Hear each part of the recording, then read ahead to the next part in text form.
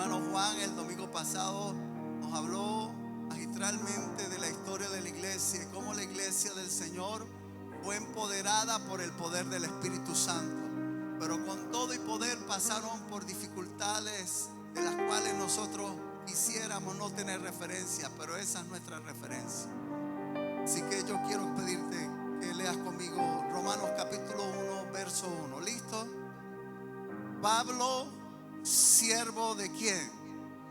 Llamado a ser apóstol, apartado para el evangelio de Dios. Lo repetimos una vez más todos juntos. Pablo, siervo de Jesucristo, llamado a ser apóstol para el evangelio de Dios. Usted pudiera leerlo una vez más conmigo, pero donde dice Pablo, usted pone su nombre. ¿Sí me expliqué? Vamos. Roberto, siervo de Jesucristo, llamado a ser apóstol, apartado para el evangelio de Dios. Señor, te damos gracias, tu palabra está bendecida. Puede sentarse, mi amado. Sean bienvenidos los amigos, personas que hoy nos visitan por primera vez. Ni ustedes ni nosotros saldremos igual de este lugar.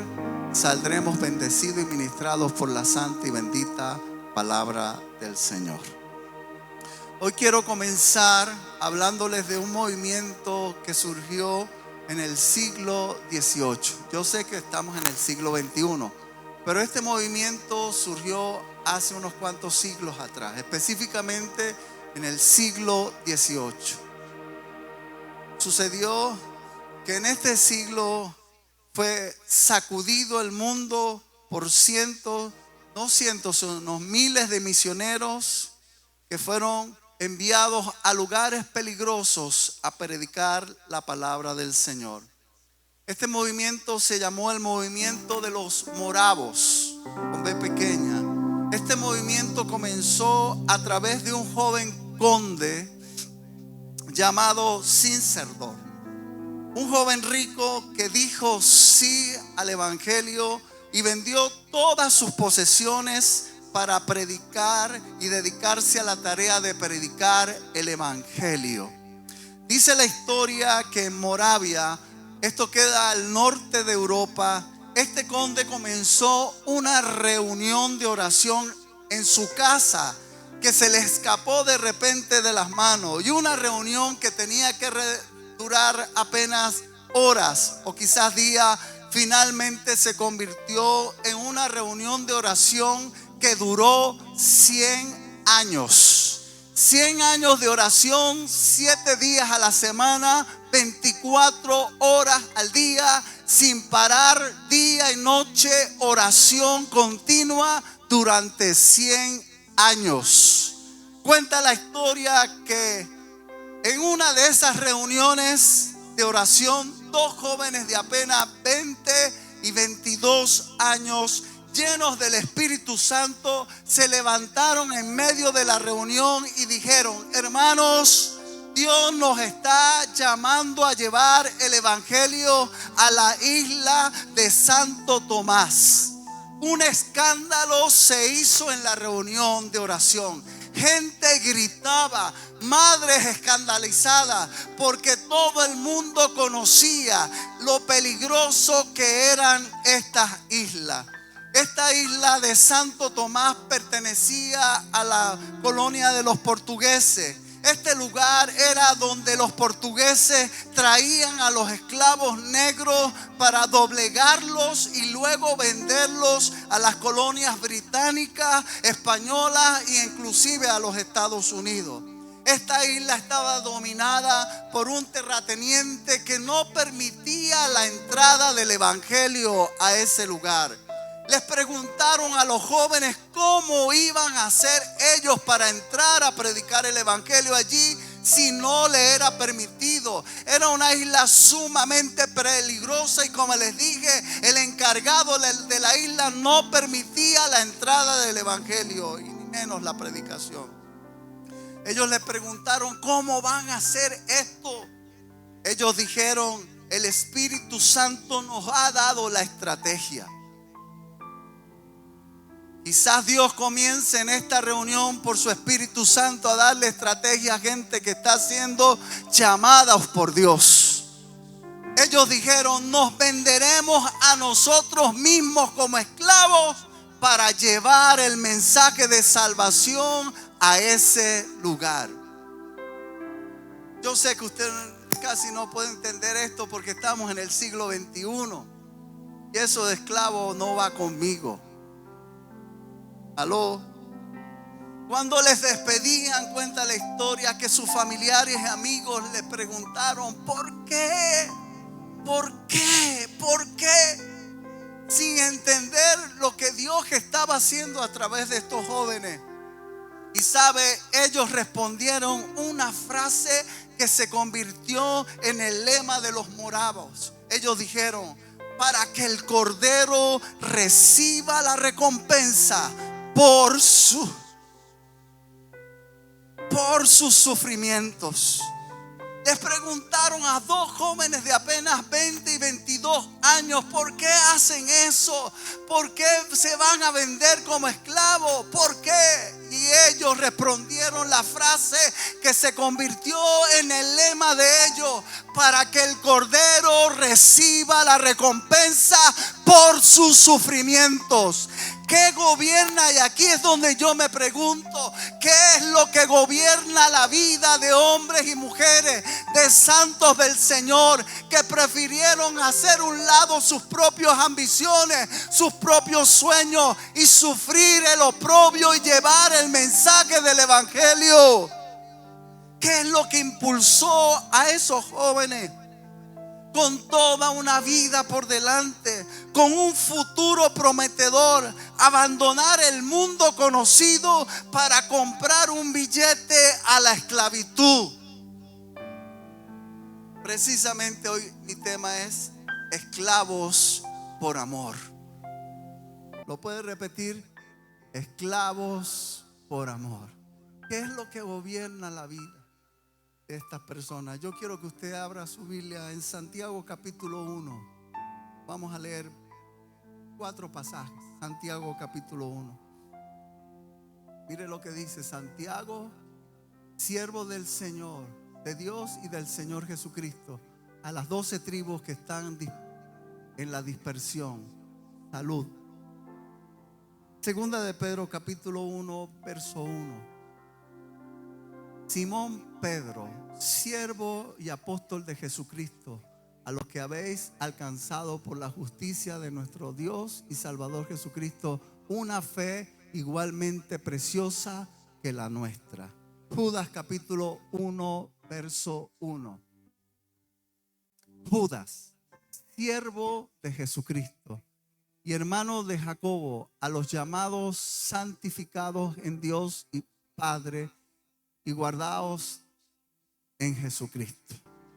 Apocalipsis capítulo 1 verso 1. La revelación de Jesucristo que Dios le dio para manifestar a sus siervos las cosas que deben suceder pronto, y la declaró enviándola por medio de su ángel a su siervo Juan. Para los rápidos de mente, ¿cuál es la palabra común que se repite en estos 5 pasajes? Muy bien, siervo. Diga conmigo, siervo. Esta palabra en su original es doulos. Mire, yo de griego no sé ni cómo, así como no sé cómo se cocinan unas caraotas. Pero en su original, investigando, encontré que esta palabra siervo en su original es doulos. Mire, para siervo hay 5 palabras que se pueden interpretar en el original griego. Pero esta palabra doulos no se interpreta sino de una sola manera. Esa palabra significa esclavo. Diga conmigo, esclavo. Cuando estos hombres de Dios, ellos pudieron presentarse como Pedro, el apóstol, el gran apóstol Pedro, el que caminó sobre las aguas.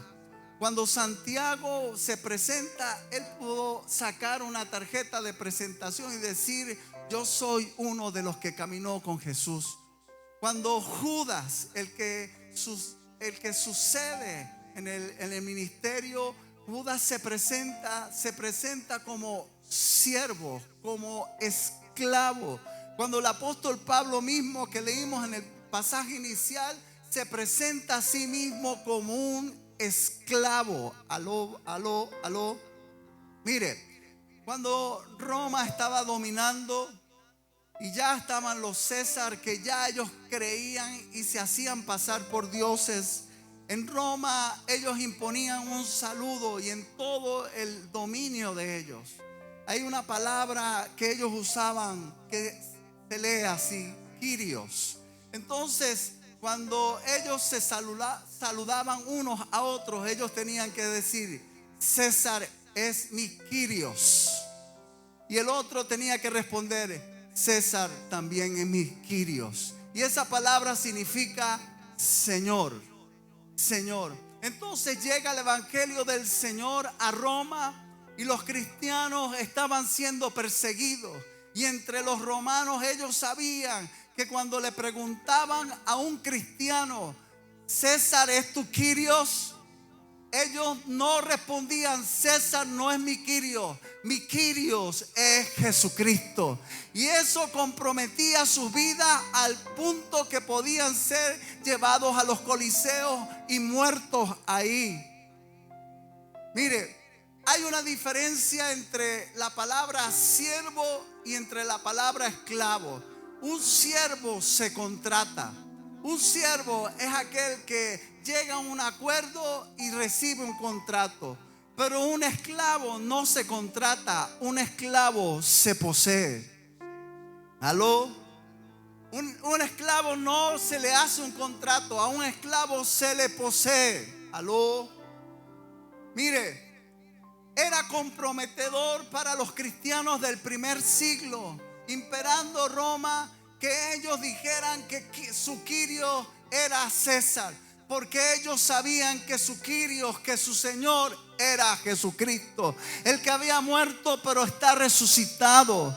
Para ellos era complejo. El imperio se levantó, Nerón quema toda una ciudad y ahora acusa a los cristianos porque ellos predicaban que la tierra iba a ser purificada por fuego, y usa eso en contra de ellos. Los romanos se encienden en ira porque muchos de sus familiares, amigos, murieron a través del fuego que inició Nerón como un capricho de él para hacer una ciudad conforme y un palacio conforme a sus caprichos. Los cristianos fueron perseguidos y les preguntaban en las calles: César es tu Kyrios. Y los cristianos valientemente, sabiendo quién era su Señor, decían: César no es mi Kyrios, Jesucristo es mi Kyrios. Mi pregunta es: ¿qué gobernaba la mente, el corazón de estos hombres y mujeres que se atrevieron aún a dar sus propias vidas con tal de no negar a Jesucristo? Yo les hablé el domingo pasado que a la India por primera vez llegó un misionero y llegó el evangelio por primera vez a una aldea. Un hombre y su familia se convirtieron al Señor. Él siguió predicando, pero el jefe de la aldea se enteró y dijo, y mandó a llamar a este hombre con toda su familia. Le dijo: ¿quién es tu Señor? Tú ahora eres cristiano. Si no nos dice que niegas a Jesucristo, vamos a matar a tus hijos, a tu esposa y a ti mismo.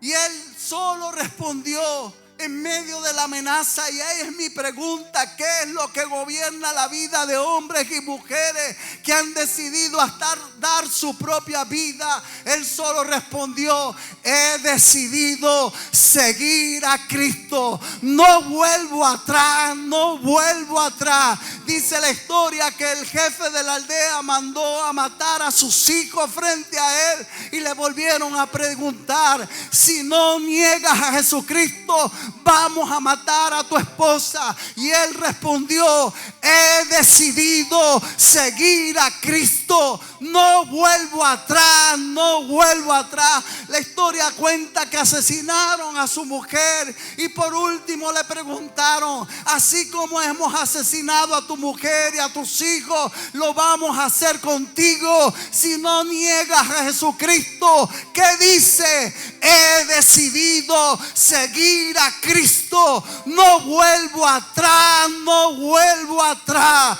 Dice la historia que los mataron a todos, a su familia, pero los aldeanos escucharon y vieron la escena de pánico, de terror, pero aún vieron la decisión de este hombre. El evangelio de Jesucristo, a causa de esto, fue llevado a toda la India. Y aunque ese país tiene miles de dioses, ahí llegó primero el evangelio. Hoy nosotros vivimos en el modernismo y se nos han olvidado los principios cristianos. Jesús dijo: mi reino no es de este mundo. Qué falso cristianismo vivimos hoy, hermano. Yo me avergüenzo de eso.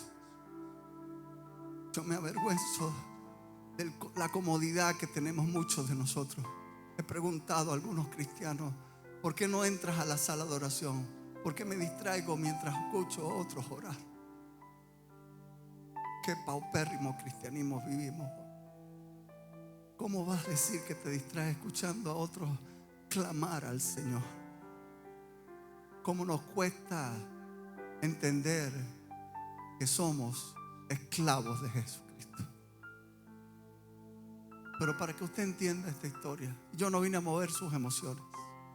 Yo vine a hablarles lo que yo pienso que el Señor quiere hablarnos hoy en esta mañana. Deuteronomio capítulo 15. Y quiero que todos, por favor, si usted abra su Biblia. Deuteronomio es el 5º capítulo del libro de la iglesia, de la Biblia.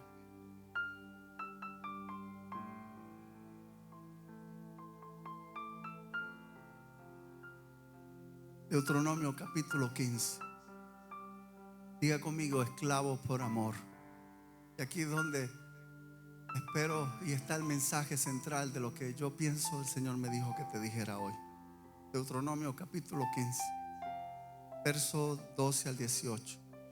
Pero antes de leerle esto, quiero decirle que no fue un engaño lo que nos tradujeron los hermanos y los escritores, traductores de la Biblia, Reina Valera, Casiodoro de Reina, sino que tuvieron que usar, entiendo esta palabra, siervo, porque era un mundo de esclavitud donde se pensaba que los negros eran menos que gente. Y si ponían ahí la palabra esclavos de Jesucristo, iban a hacer apología de esta palabra, iban a reforzar la esclavitud. Pero algo nos pasó en el tiempo, hermanos. Algo pasó en el tiempo que hemos olvidado quiénes realmente somos. ¿Aló? Diga conmigo: esclavos por amor. Yo sé que este mensaje no le va a gustar a muchos, pero yo aprendí del príncipe de los predicadores que cuando tu mensaje incomode a la gente, lo estás haciendo bien. Y yo sé que te estoy incomodando hoy. Deuteronomio capítulo 15, verso 12 al 18. Y prepárese para incomodarse un poco más. Quizás alguno está diciendo: no voy más para esa iglesia, pero por lo menos hoy me vas a escuchar por última vez. ¿Están listos, por favor, para entender estos esclavos por amor? ¿Cómo se presentaron Pablo, Pedro, Judas, Juan? ¿Cómo se presentaron? Esclavos de Jesucristo. ¿Aló? Si se vendiere a ti tu hermano hebreo o hebrea y te hubiere servido 6 años, al 7º le despedirás libre. Dios establece y regula la esclavitud. ¿Aló? Y cuando lo despidieres libre, no lo enviarás con las manos vacías. Qué hermoso es el Señor. Le abastecerás liberalmente de tus ovejas, de tu era y de tu lagar. Le darás de aquello en que Jehová te hubiera bendecido. Y te acordarás de qué fuiste siervo en la tierra de Egipto y que Jehová tu Dios te rescató. Por tanto, yo te mando esto hoy. Si él te dijere, no te dejaré, porque te amo a ti y a tu casa, y porque le va bien contigo, entonces tomará una lesna y darás su oreja contra la puerta, y será tu siervo para siempre. Así también harás a tu criada. No te parezca duro cuando le envíes libre, pues por la mitad del costo de un jornalero te sirvió 6 años. Y Jehová tu Dios te bendecirá en todo cuanto hicieres. Escúcheme, Dios regula la esclavitud. Había momentos donde los mismos hebreos contraían deudas que no podían pagar, y entonces Dios establece en su palabra que ellos podían venderse o darse con esclavos. Pero esta esclavitud no iba a ser perenne. Tenía un tiempo límite. Tenía 6 años. Diga conmigo, 6 años. Tenían 6 años para ellos pagar su deuda. Pero Dios, que es misericordioso y amoroso, veo el amor de Dios que le dice al que lo tomó para que pagara la deuda: no lo vas a enviar con las manos vacías. Vas a tomar de tu era, de tu lugar, y le vas a dar ampliamente, libremente, para que él pueda emprender y pueda salir adelante.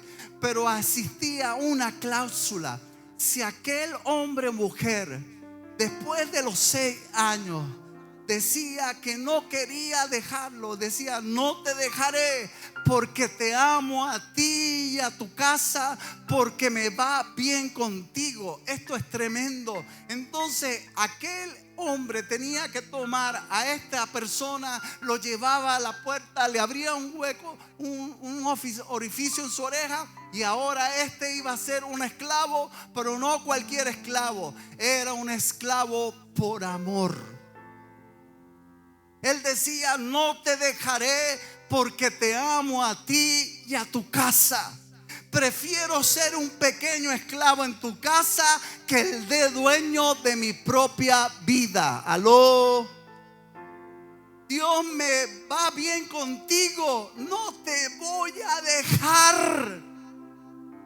Aló. Eran esclavos titulados esclavos por amor. No te dejaré porque te amo a ti y a tu casa. Me va bien contigo.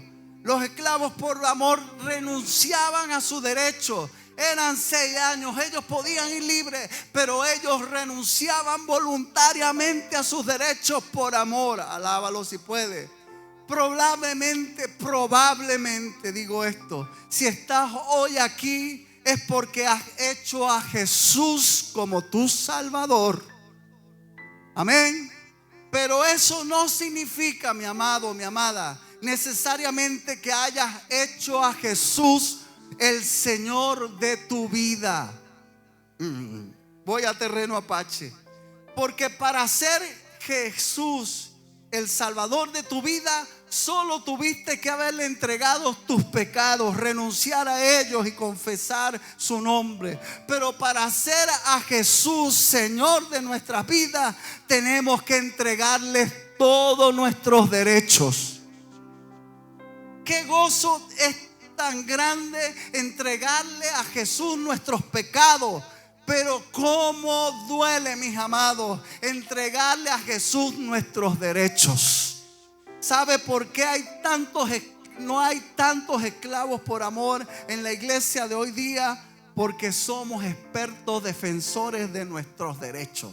De hecho, existen gente que se llaman los defensores de los derechos humanos. Y no está mal, no está mal, no está mal. Aló.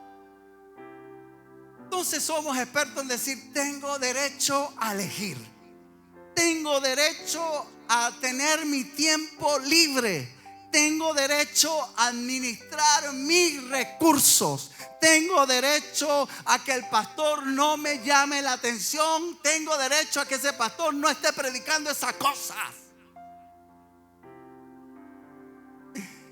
Tengo derecho a defender mi reputación. ¿Qué esclavo yo? Yo soy libre porque Jesucristo me hizo libre. Y somos expertos en esos. Lo que pasa, mis amados, con esto es que amamos más nuestros derechos que a Jesús de Nazaret. Lo que pasa con los esclavos de Jesucristo es que ellos pueden y yo no. Esto me hace recordar hace algún tiempo, yo vivía viajando para allá, para acá, para allá, para acá, para allá, para acá. Vivíamos en San Antonio de los Altos, trabajábamos en Caracas, Delta en la UCB y yo en el metro de Caracas. Y servíamos al Señor en Cagua. A veces desayunábamos en San Antonio, almorzábamos en Caracas y cenábamos en Cagua. Y en eso estábamos. Yo en los primeros tiempos, mis amados, me llegó a dar fiebre pollito. Te voy a explicar qué es eso. Yo pasaba de frío a calor y de calor a frío. Y eso, San Antonio es un pueblo frío. Cagua, como todos lo sabemos, es un pueblo caliente, que arde bajo el fuego del Espíritu Santo. Y entre esa transición yo llegué a sentir malestares. A veces subía aquí a las 10 de la noche y me agarraba lo que yo llamé por años la malvada nieblina. No se veía nada por esa carretera. Un día, un domingo, no teníamos dónde vivir aquí. Estábamos para allá, para acá. Algún hermano que nos recibiera. Hermano, algún hermano nos puede recibir este fin de semana. Todos, claro, la privacidad. Pero bueno, llegó el tiempo que Dios se reveló y hasta hermanos nos daban llaves de su casa para que llegáramos. Aleluya. Llegábamos libremente. Mi hermana Trina, una hermana que conozco de hace muchos años, llegué yo a pedirle bendición en Caracas. Y ella se mudó por la providencia de Dios aquí. Y ahora yo tenía las llaves de la casa. Yo entraba y salía ahí. Pero un domingo, de esos domingos, recuerdo llevando maletas para allá y para acá. Mire, hermano, eso era maleta. Nos convertimos en expertos embaladores. En esa camioneta, si esa camioneta hablara, para allá y para acá. Un domingo voy yo en la mañana por los pasillos de Prado para el estacionamiento, que el carro quedaba lejos por allá, cargando esas maletas para acomodarlas para venirnos al culto. Recuerdo claramente esa mañana como que amanecí bajoneado y le digo: Señor, ¿hasta cuándo este humilde siervo tuyo va a cargar maleta? Yo esperaba que ese día los cielos se abrieran y por lo menos el Señor me dijera: este es mi hijo amado.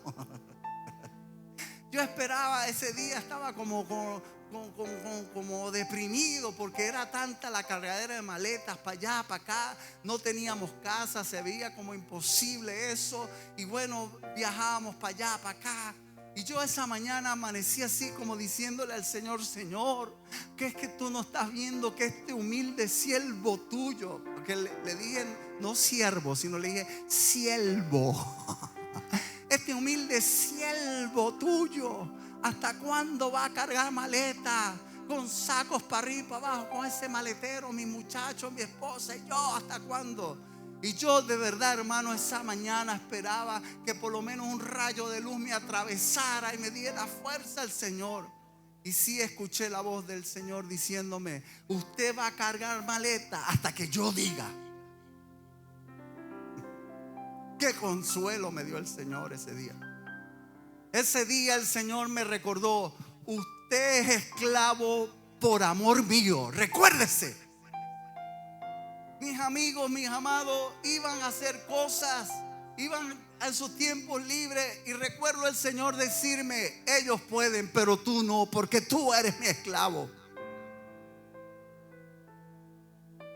Alábalo. Yo sé, mis amados, que no nos gusta, no tenemos referencia a la esclavitud, pero esta esclavitud no es cualquier esclavitud. Mire cómo me tiene mi Señor.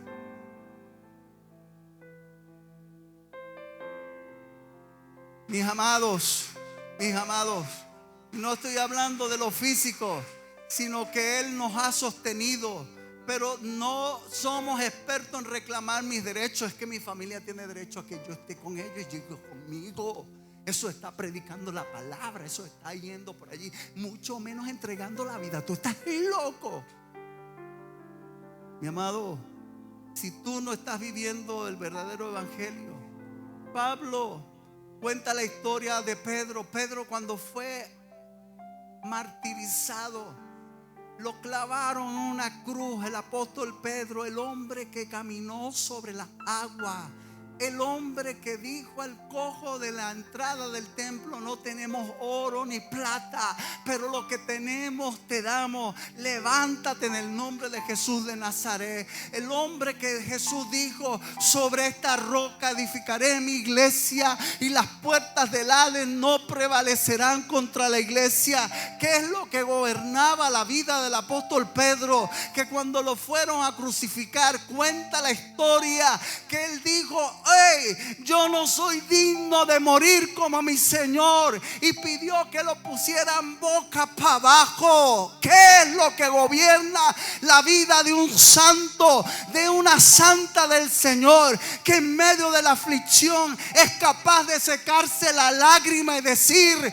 todo lo puedo en Cristo que me fortalece. ¿Qué es lo que gobierna la vida de un hombre y una mujer santa? Que en medio del oprobio, en medio de las ofensas, es capaz de sacar una sonrisa. Y como el misionero, decirle a Nicky Cruz: aunque me despedaces en 1000 pedazos con tu navaja, cada pedazo de mí te va a gritar: Nicky, Cristo te ama, Cristo te ama. ¿Qué es lo que gobierna la vida de hombres y mujeres que han decidido entregarse como esclavos por amor, ceder todos sus derechos? No es un contrato, sino han decidido que Jesús posea toda su vida.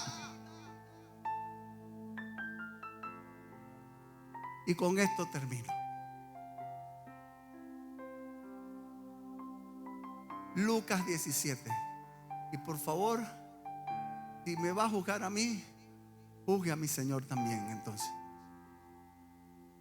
Lucas capítulo 17. Todos abriendo la Biblia, por favor. Y así practica, o por lo menos su Biblia se deslastra y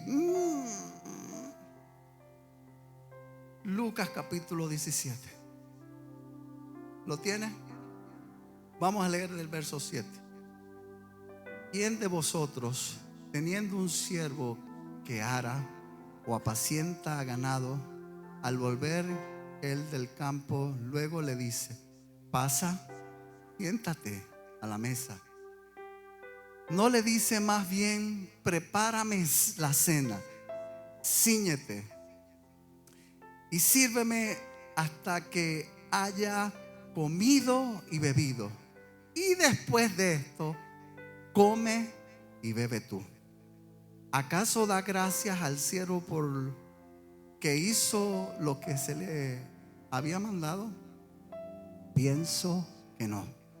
Así también vosotros, cuando hayáis hecho todo lo que os ha sido ordenado, decid: siervos inútiles somos, pues lo que debíamos hacer, hicimos. Este pasaje es duro. Duro.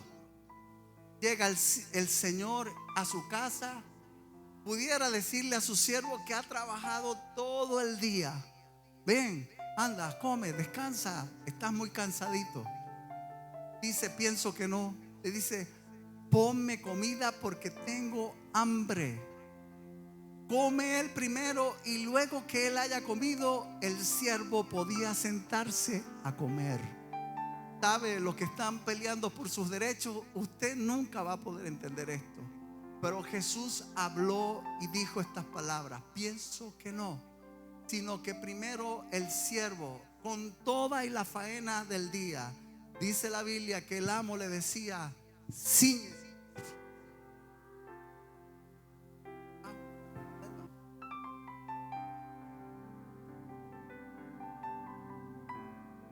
Cíñete y sírveme.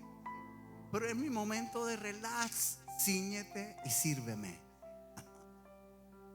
el amo llegaba, el esclavo había trabajado todo el día y en vez de decirle: mi hijo, quítese esa ropa, vaya a bañarse. ¿A cuánto le gusta llegar a sus casas y lo primero que hace es bañarse? Por lo menos a mí, a varios acá. Pero no, el amo no. El amo llegaba con hambre. Jesús tiene hambre. Jesús tiene hambre.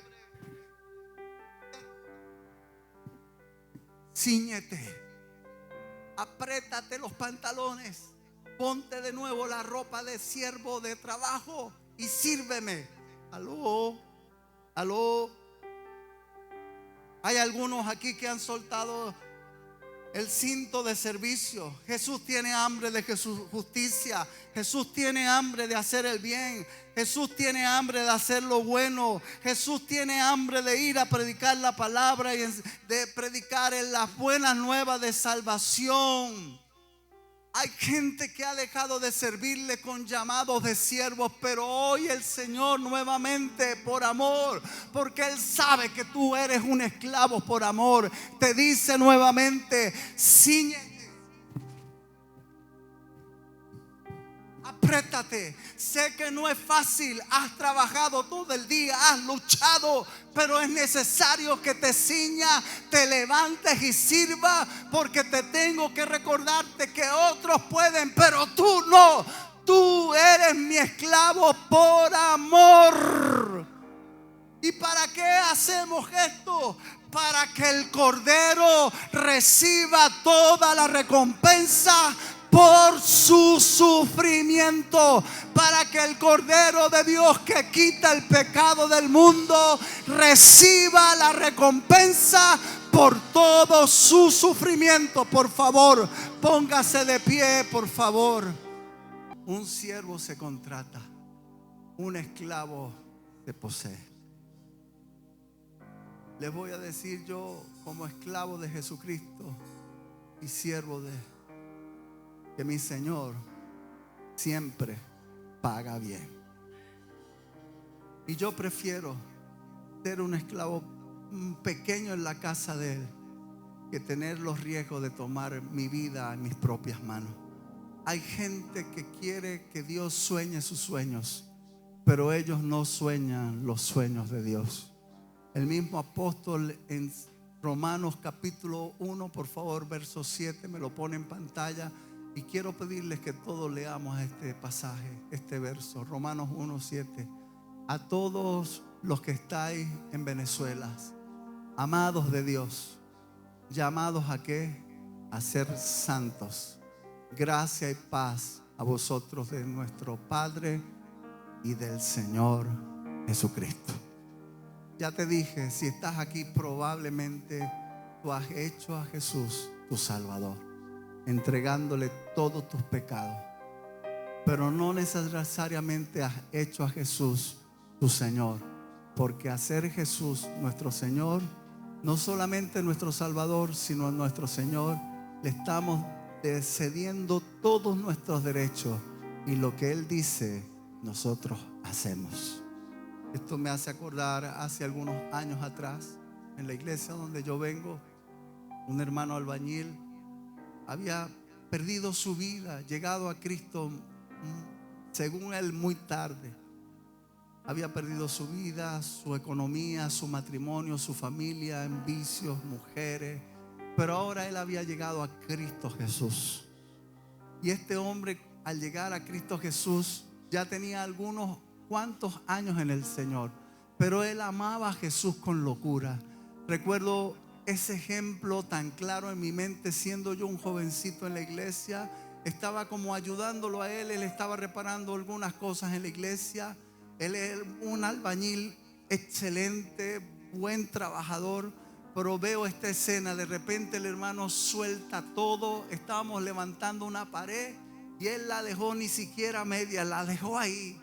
Y de repente comenzó a cambiarse. Y yo le pregunto: hermano Nelson, ¿por qué se va? Y él me dijo: dejo todo porque mi Señor me está llamando a predicar su palabra. Alguien me lo trajo a mi corazón y me voy a predicar, hermano. Y eso que importa. Yo soy esclavo del Señor y Él ordena y yo hago. Eso me pareció una locura. Yo dije, pero ¿cómo él hace eso? ¿Por qué él hace eso? Dejó ni siquiera la pared medio terminada, dejó todo ahí. Y yo le decía, hermano, ¿y qué vamos a hacer con este cemento? Bueno, que se pierda, porque para mí primero es obedecer lo que mi Señor me dice. A mí me pareció eso como fanatismo. A mí me pareció que era extravagante. Yo decía, ¿cómo es posible que él haga eso? Años después he entendido por qué. Porque yo soy igualito a Nelson.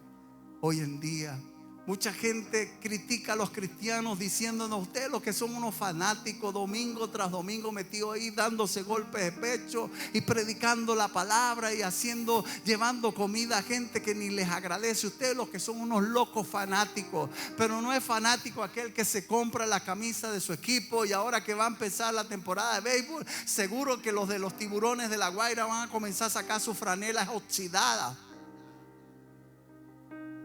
O los tiburones, o los tigres de Aragua. Que aquí no hay tiburones. Ahí sí se emocionaron. ¿Verdad? Dije mal, aquí no hay tiburones. Aquí hay lo que es tigre. Aquí lo que es puro tigre. Y se visten y se ponen la franela y gastan su dinero en hacer cosas. Pero que tú inviertas en tu Señor, que tú prediques la palabra, que tú hagas como Nelson, que dejes paredes, dejes lo que sea, con tal de obedecer lo que tu Señor te ha ordenado. A eso le llamamos fanatismo. A eso le llamamos estás loco, eres un ridículo, eres gafo. Mi pregunta es, ¿de cuánto Jesús es su Salvador? ¿De cuánto usted puede levantar y decir, Jesús es mi Salvador? Los jóvenes de Moravia no solo tenían a Jesús como su Salvador, sino en medio de la reunión dijeron, el Espíritu Santo nos ha hablado y nos ha comisionado a ir a predicar el evangelio donde están los esclavos. ¿Y cómo van a hacer eso? Nos ha dado la estrategia el Espíritu Santo, que nos vendamos como esclavos. Eso es una locura, un fanatismo, es una locura. ¿Y por qué? ¿Por qué? ¿Por qué hacen eso? ¿Por qué están perdiendo su vida? ¿Por qué estás perdiendo tu vida tan joven? Tú pudieras estar haciendo otras cosas para que el Cordero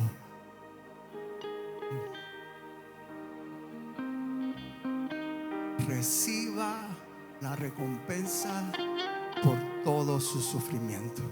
Para mí sería fácil hoy llamarte aquí y decir, ¿cuántos quieren ser esclavos? Pero no.